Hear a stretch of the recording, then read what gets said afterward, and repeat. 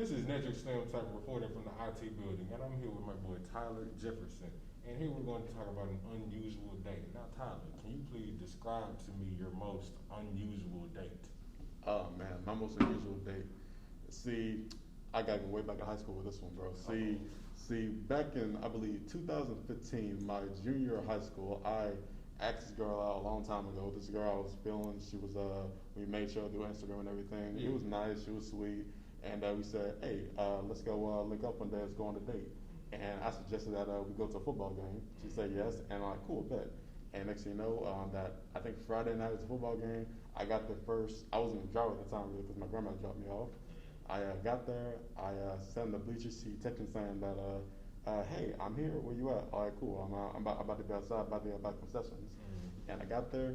As soon as I got there, I immediately saw her and recognized her already. But as soon as it's like a blink 1 second. She brought a whole family with her.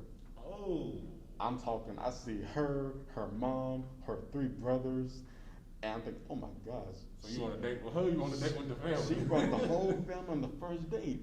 Like I'm thinking like we about to like start small, like get to know each other. Yes. Like in my mind, I'm just pounded because like you brought your 3 brothers on the first date. I mean, granted, it's to meet them all real. It's a public event of a football game, obviously. So I'm thinking, of course they're gonna come here, but like they literally sat down next to me and the family. I'm like, oh boy, this is so awkward, man. Wait, so y'all sat down. How close would you say the parents and the rest of the family were? How close would you say? Well, let's say you were the girl. The girl was like maybe like beside you, I think. So they're just looking at me if I'm like trying to flirt, do my game, no kind of hand gestures. And the only thing I'm thinking is, man, why did I do this today, man? Now, one question I would like to ask for you in this regard is, what did we learn from this experience right here? What did I learn? Let me see. First things first. Don't ask a girl through Instagram. Right. Just don't. Right. Because it can only lead to that.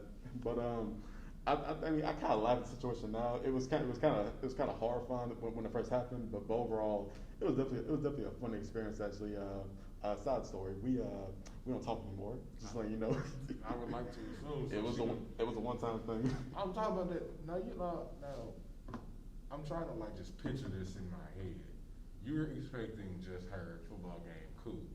She pull up with mama, daddy, brother number 1, brother number 2, brother number 3, aunties, uncles, extended family. Extended family for the first date.